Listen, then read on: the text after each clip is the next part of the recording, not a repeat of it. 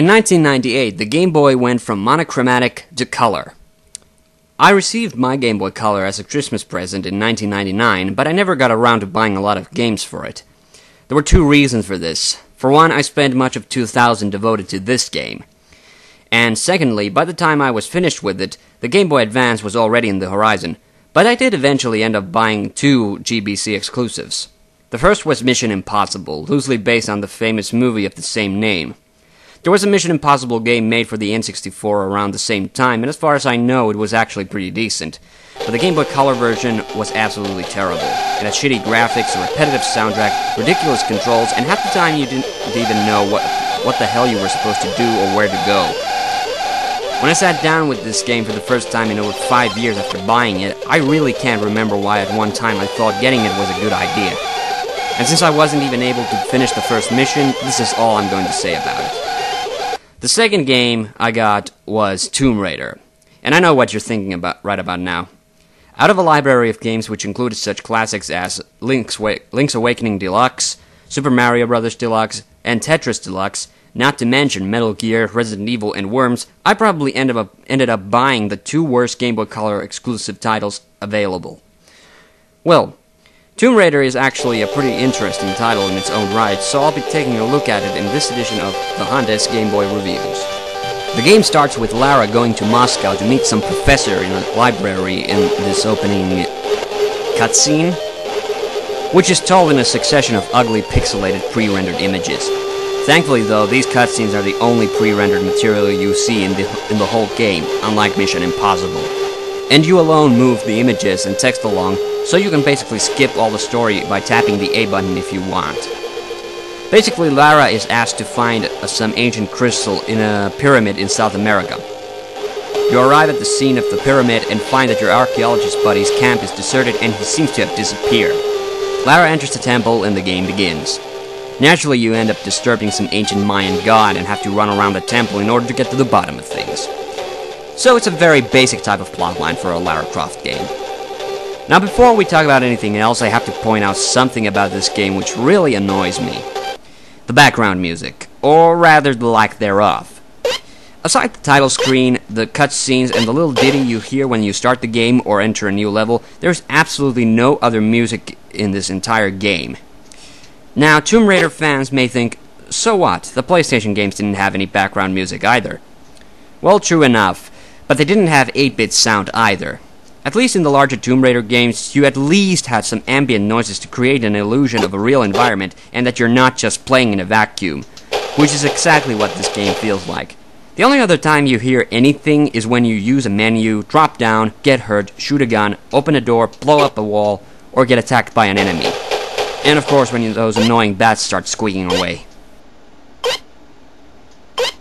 The graphics are actually pretty good, and there's plenty of detail in the background and other items. My biggest gripe with the graphics is actually Lara herself. I mean, look at those spaghetti arms. She looks like olive oil with silicone implants. I like it how the developers made her breast jiggle during the regular walk animation, but as humorous as it looks, the joke begins to feel old after the first 5 minutes. In addition, you'll be running for much of the game, so you won't be able to enjoy the jiggleness as you'll be busy trying to guess what's heading your way. This is the second big problem with the game's appearance.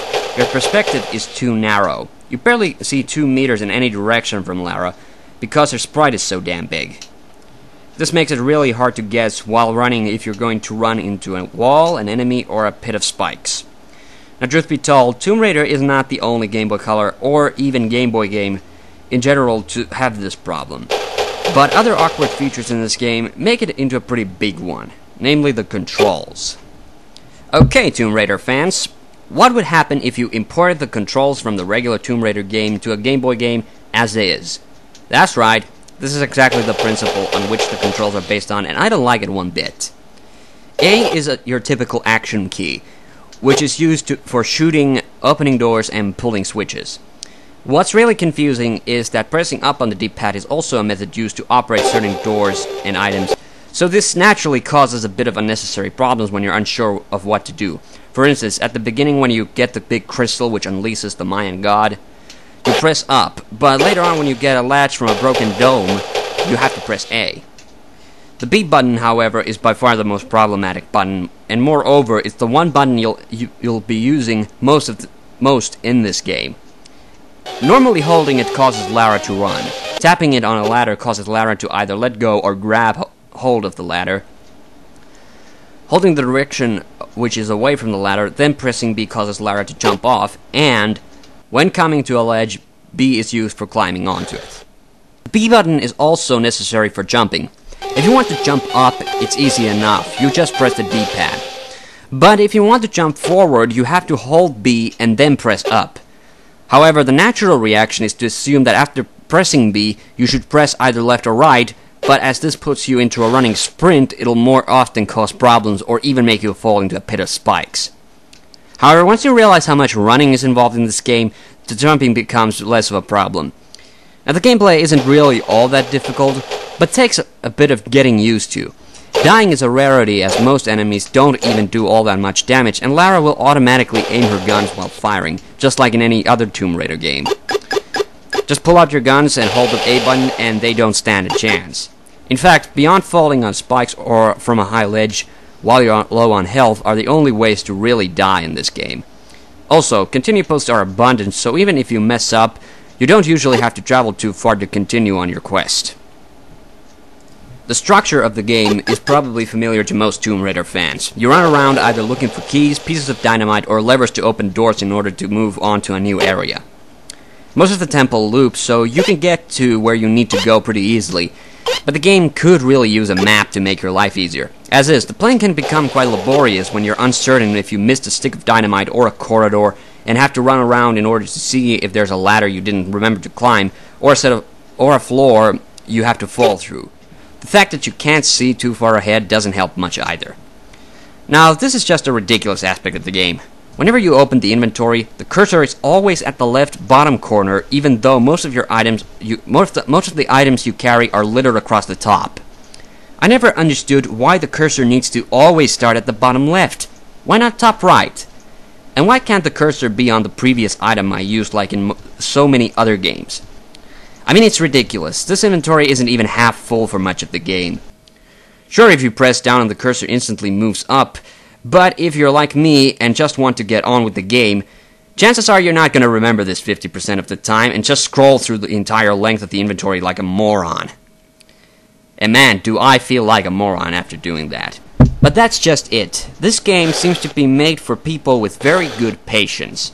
Tomb Raider isn't necessarily a bad game, and in fact, compared to its 3D big sister titles, it's actually quite a bit easier. The biggest problems with the game have to do with the laborious structure and gameplay, and the fact that you spend much of your time looking for something to get you out of a particular area.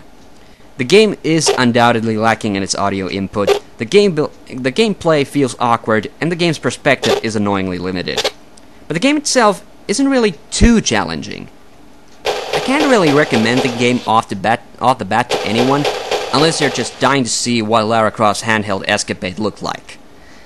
A lacking game, no doubt, but hardly the worst I've seen.